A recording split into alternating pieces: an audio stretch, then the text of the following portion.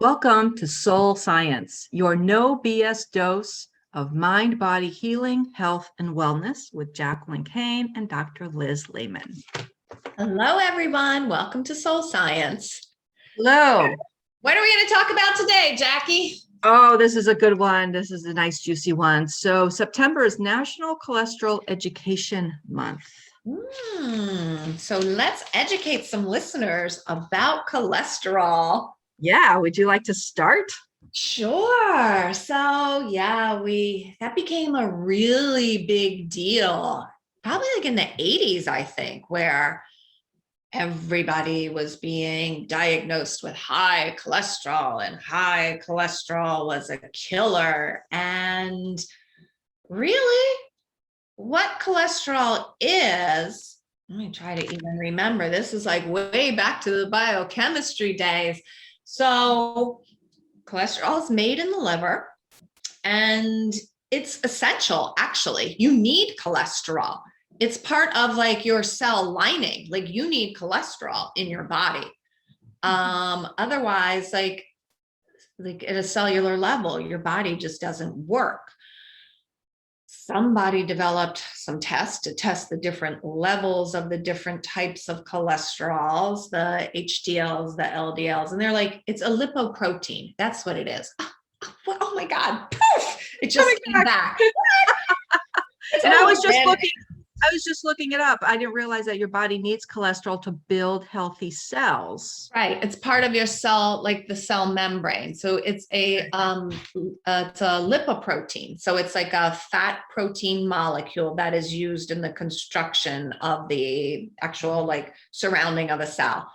And that barrier allows for the passage of everything in and out of your cell, all the little nutrients and this really it's tiny molecular things and all the little organelles that live inside a cell.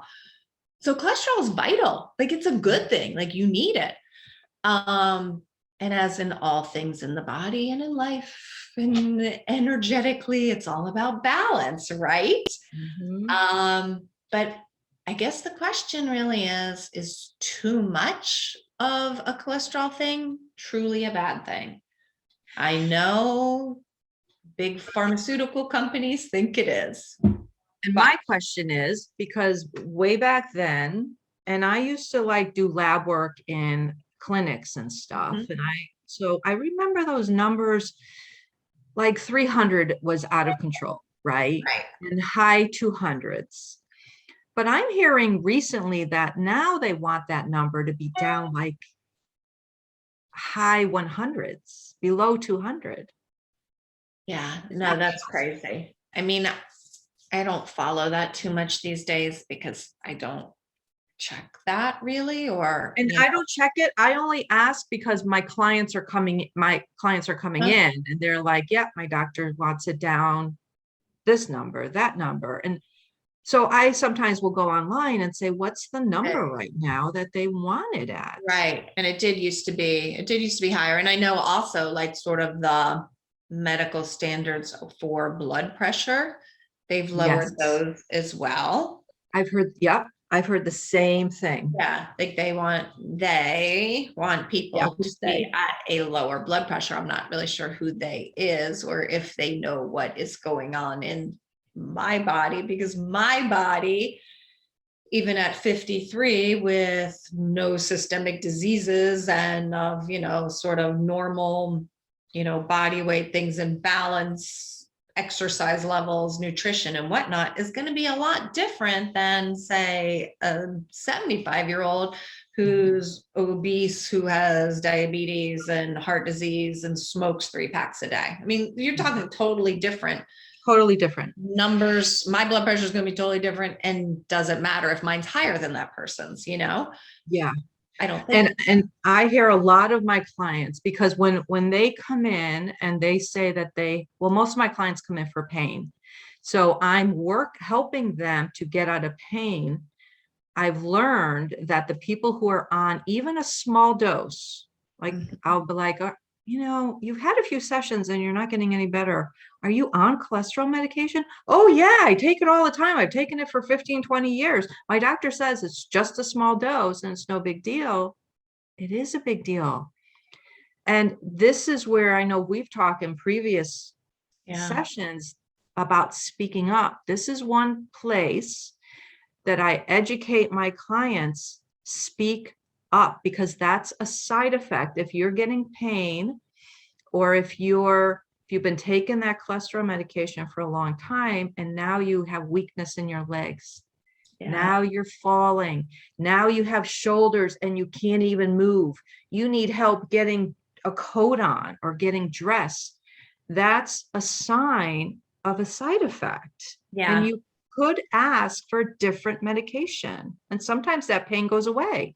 And right. And they have to speak up, but it's not always tied to that, oh, well, it gets like, it can get really complicated. Like if that person has fibromyalgia, say they have arthritis, they have other reasons for that type of symptomology, it often is going to be blamed on that, not the medication, because we're treating your cholesterol, which is elevated.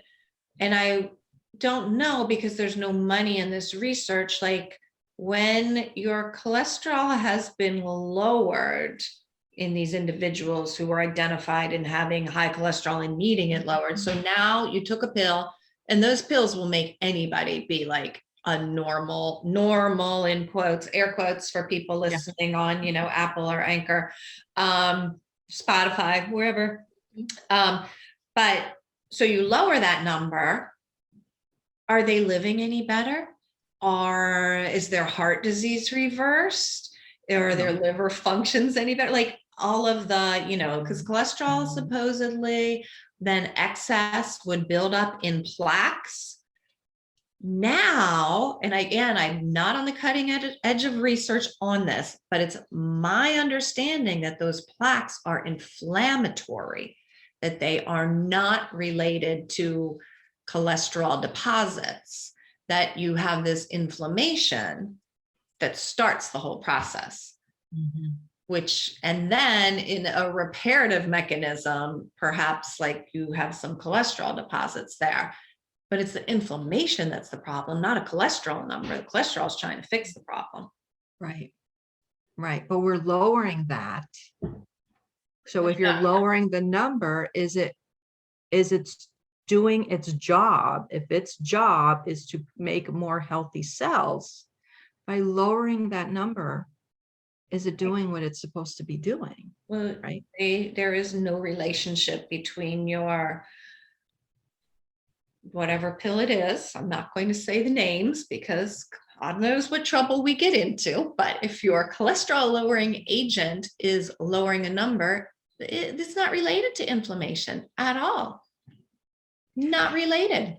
Doesn't do a thing to that. No. Doesn't make it better, doesn't make it worse. So whatever is causing your inflammation, you're still going to have that. Yeah. You still have to look at everything else in the body, the physical, the energy, the emotion, all of it, and your stress levels. There's so much more to look at. And again, this is our message, to just speak up and even start trusting your own inner guidance. Ask your friends, boy, have you gone on cholesterol medication and you have pain? Like, start asking those questions. And because your quality of life is so much more important than a number.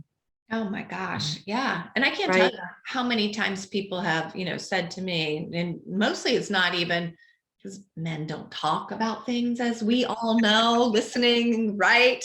But it's usually like the wife who I'm friendly with, or even like had just met at, whatever, a dinner party back when we all used to have those pre-COVID or whatever. or like whatever, you're out with dinner with friends. And so she's saying, oh God, he's complaining all the time. His back hurts, his legs hurt, he can barely walk. I think he was fine like 6 months ago. And now he struggles going up the stairs and da da da da. I'm like, well, what medicine is he on? And 9 times out of 10, actually probably really close to 10 out of 10. Yeah. Yep. It's like, oh yeah, so he is on that. Yep. And it doesn't, it's not necessarily with those either. Most of the time it is like a cause and effect, like you start taking it and then this happens, but it can be gradual. It could be gradual and build up over a long time. And I will say, so many people just listen to their doctor, as you said, Jackie, and just take all that blindly in. My father, who is 83 and has progressive dementia, and he was having some trouble like swallowing, and has a whole laundry list of medications and vitamins like he swears by and my mother swears by, because she like makes sure he takes them every day. And he actually really doesn't have very many other health problems other than, the worst one, the brain. Well, I don't know if it's worse. Pick your disease. That's a fun game to play. But I don't know what I'd pick. I don't want to pick any of them. I know. Let's not pick any. Yeah, no.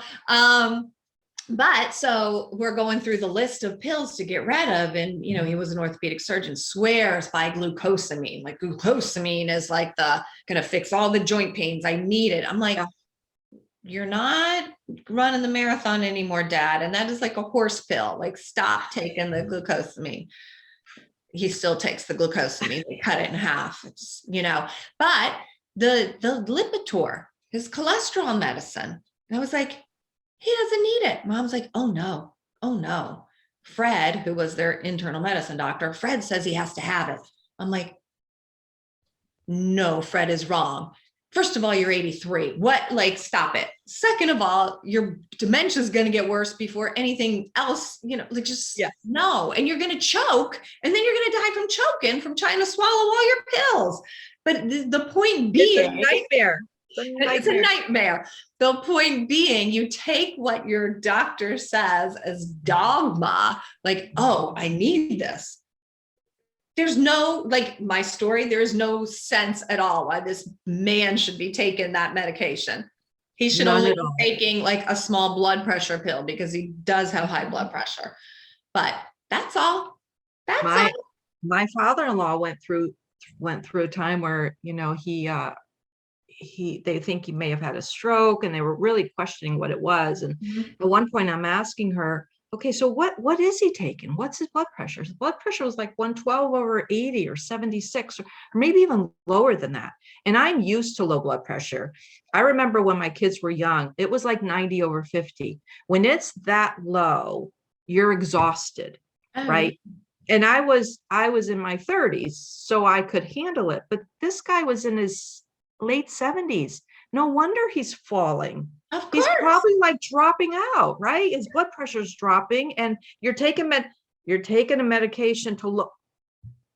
Why? Right. It's low enough. Right. Plus you're taking the cholesterol, plus you're taking, then you just start adding stuff up. And I'm like, and because his blood pressure's too low. And I'll tell you another thing, because again, I know this from my father, and I've heard it's a medicine, but these aren't the things they tell you about. Yeah. Because you're older, you don't move so quickly, you have prostate problems, you don't want to get up and pee. So they don't drink. They don't drink enough. They'll have their cup of coffee or two, and which is also a diuretic with the caffeine in it. So you're dehydrated. So your intravascular volume is down. And then you add onto it this medication, because again, you're treating that number, your blood pressure has to be a certain thing. And that's what happens. Then they, stand up, too dizzy. Their blood pressure doesn't regulate, because as you get older, also you lose that sort of autonomic regulation of your blood pressure. There are things in your body that will speed up your heart rate. If you stand up too quick or you dehydrate, your blood pressure goes low.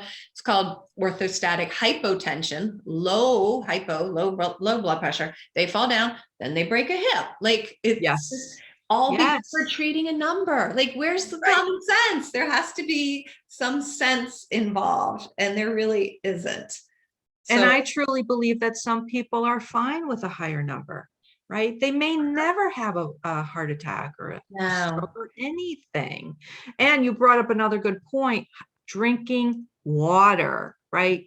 So many elderly people don't drink water no, and they're dehydrated. And then they throw all these medications, which dehydrate the body even yeah, more, create stiffness, you know. And then they go to the doctor and they're like, well, it's your rotator cuff, so let's give you a surgery. I'm like, wow, no, no, stop with the surgery, stop with the bills, right. drink water, you Yeah, know, but yeah, I it's a know. vicious I cycle. mean, right. And your rotator cuff tear or arthritis in your shoulder, it may be there. So what? Like there are other things that you got to fix first. Yeah, the cholesterol for me, no. I mean, I know, and again, everybody's got to make their own choice and Yep. discuss that with their own physician, Yes. listeners. Yes. We are not I mean, telling you what to do. Do not drop all your medication, but start educating yourself. yeah, If you're in physical pain and you're taking some of these medications, and depending on your age, and start tuning in to, because there right, are natural ways to lower your cholesterol. absolutely. There are. What do you recommend for that? Because I don't even Uh, know that many. I mean, I'm like, all right, I'm Jackie, sure what there is it? are, Jackie, but can you expound on that a little bit? And if not, we will get back to you, listeners, We when will we get have back that to you. information. I remember, so with an Ayurvedic medicine, which Mhm. it goes back thousands of years, it's from India, Yeah, it's well um, established and makes a well lot of sense. established. Yeah. I believe they suggest like psyllium. If you Okay. take like half a teaspoon, again, we'll have to get back to you on this. On like, Don't recommend it. You really have to like check with your doctor and go through all these. But the point is that there are natural ways to lower your cholesterol. There's natural ways to heal your body. oh, for sure. It's not on TV. It's not on the radio. It's not even on Facebook. You have to be very careful what you say that you do on Facebook because it's not a money-making business. Oh, no. They want you to stay sick.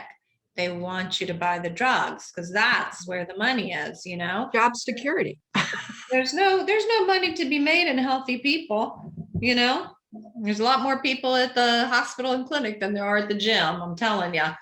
But I will say, like, for me and just what I've seen and, over 20 years of taking care of patients, that like the triglycerides and the fat that is in your body, that is worse than a cholesterol. Mm. And like high triglycerides and that's really that level. It's part of the cholesterol test, but it really is related to like dietary intake. That's not so much of like your hereditary, your genes, or how your liver's functioning. That is more of what you're putting in your body, more of a measure of Absolutely. that.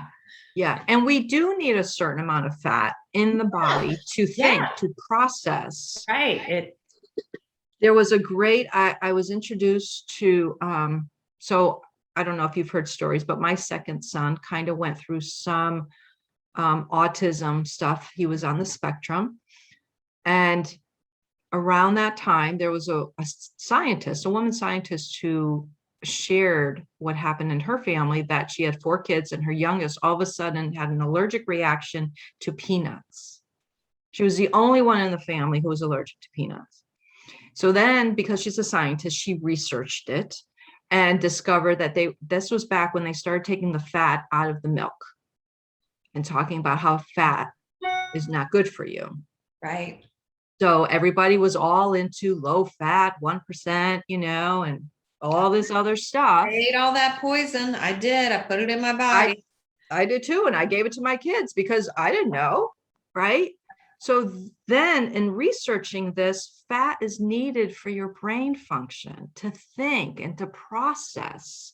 So now, right around when my kids were like 95 and 97, that's when they were born, they're grown up on no fat, right? all the other chemicals they put in the food to take Right, out the fat to make it taste good. and And it's good fat you're talking about, not I'm like talking good fat. not the McDonald's No, like saturated, like just no, nothing against McDonald's. I'm just saying, but fast food kind of chemically right. made. Yeah, like the There's fats, avocados and olive oils and all of the and whole nuts. milk and Oh, nuts. yeah, And, yeah, and whole milk, right? right. Because I grew up on whole milk. Mhm. I believe it's why I still have my teeth, right? I believe it really was good for the bones. So we have to be our own doctor and our own scientist and research. We Yeah. can't listen to one thing and say take all this stuff, because if you're taking all these pills and not feeling good, and you're just adding one problem after another, when do you stop? Yeah. When do you stop? Because they don't take you off of that cholesterol medication. Hello. They'll just keep adding to it. Dad's 83, 84, still taking the cholesterol stuff. Or what? Right? Like yeah, they'll just like gotta get my prescription filled. Yeah. So stupid. Like it's really stupid. Like why? Same thing. This is like an aside from the cholesterol thing. But you've had people who like they're doing colonoscopies on them at 80, like screening colonoscopies. I'm like, the man, and I get it, it's different if you have a symptom, it's a diagnostic thing. This is a colon cancer Screener. screening. Very important to do at, when you turn 50 or anytime you're having any bowel changes, bleeding, symptoms, whatever. I fully believe in colonoscopies. They're awesome. And you feel so much lighter afterwards. It's really nice. It's true. It is. That's the only thing I like about it, though. Yeah, the prep is not so pleasant. The anesthesia is awesome, and you feel light after. But yeah, so like 80 years old, and I'm like, well, you may be a very fit and vigorous 80-year-old, but if you had a colonoscopy prior to that, you don't necessarily need to keep continuing that, along with the mammograms. It's a question you need to ask your physician. In this particular instance I am referencing, this was not a fit and vigorous 80-year-old. This is someone who was very infirm. And I'm like, we are going to kill him giving him this colonoscopy rather than any benefit that this will provide this man. Like, he may not survive the bowel prep, okay? Like, just there's a lack of common sense. That's all I'm saying. Yes. Like or the expression, I can't see the forest for the trees, like I just lost the whole sight of everything, all of the things. It's insane. There are those moments when I'm talking to clients and I'm like, what are you doing? Why? That's when you have to like do something else. Yeah. I get it. And it's okay. We give you full permission even to find a different doctor that you're aligned with. Yeah. If you are not aligned with your doctor, you have full permission to go get a second opinion, go ask somebody else, do whatever you have to do to feel better. And we are fortunate, I think, in this country that there are very few locations where you're really stuck with one person. I mean, I'm sure there are very rural areas and there's maybe a handful of facilities that you have access to, but a lot of times you can see and change other people. And there's a lot of stuff out there on the internet too. Some of it is very good, some not so good. I would recommend choosing sources from reputable places. Yes. To gather information from. We can put that in a list as well, I think. And yeah, this isn't just about going online and finding one. You research it. You make sure that you hear the same information in a few different, that's what I do anyway. I don't go to just one. I go to a few to make sure that that one's not biased, right? That I'm going to hear the same thing. Well, and there is a well-known thing with research bias. I know, Jackie, like if a study comes out, look who's sponsoring the study. Okay. Because if they're all saying, oh, 100% it's indicated that, in our results proved with, incidence of so-and-so percentage that this is very beneficial to longevity, weight loss, prevention of whatever disease, whatever it is they're trying to prove, they can find a way to prove it. But it's sometimes sponsored by the manufacturer of said cure. That should set off an alarm bell. Somewhere between there, taking your health life hacks from TikTok and find the happy medium. Reputable source. Yes. Right? Yeah. No, not TikTok, not Instagram, not Facebook story. No.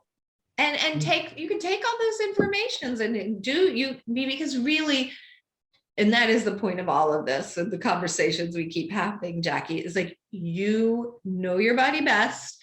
You need to be your advocate for you. And you need to speak up once you have that information. And all of that information is there. And I mean, the internet is like an amazing tool. Use it, gather your sources, and then take that to people you feel comfortable with. Go have that discussion with your family practitioner, with your nurse practitioner, with your healer, whomever you think. Talk to different people. I mean, you can go see different doctors and get second opinions. And so often we don't want to do that because we're afraid we're going to offend someone or, or like you said before, they don't have time. They're so busy. I don't want to bother them. No. Well, great. You don't want to bother them, but giving you the wrong medication could mean life or death. Absolutely. So. Yeah. You owe it to yourself sometimes people take more time placing an order at a restaurant or figuring out, what they're going to wear for something than they do talking about their healthcare or considering if they should or should not be taking that pill. But they can't decide between the chicken wings or the nachos. I don't know. Right? So true. What am I going to have for dinner? Right. What are we going to eat tonight? I don't know. And you're like, oh yeah, okay, I'll take that prescription. Can you call it in so I can go get it right now? Right. Put some thought into what you are putting into your body, how you are treating your body. That's really the thing. Absolutely. Your body is sacred, and let's take care of it that way. Yes. You are more than a number. You are more than just a number. That's what I say about cholesterol month. You are more than a number. And your quality of life is more important than that number. Whoever they or whatever they decide it to be, and whoever they are. Let's have you be they. Right. Absolutely. They just got fired and there's a job opening and you are stepping into it. Welcome to being the CEO of your body. Yes. I love that. All right. That's perfect. That'll be the title of this episode. Be the CEO of your body. Well, thank you, Liz. This was a great conversation. And everybody out there, again, let us know what you resonate with, how you're doing, and what you think. And again, have an awesome, awesome day, and see you next time. Bye, everyone. Bye, Jackie. Bye. Bye.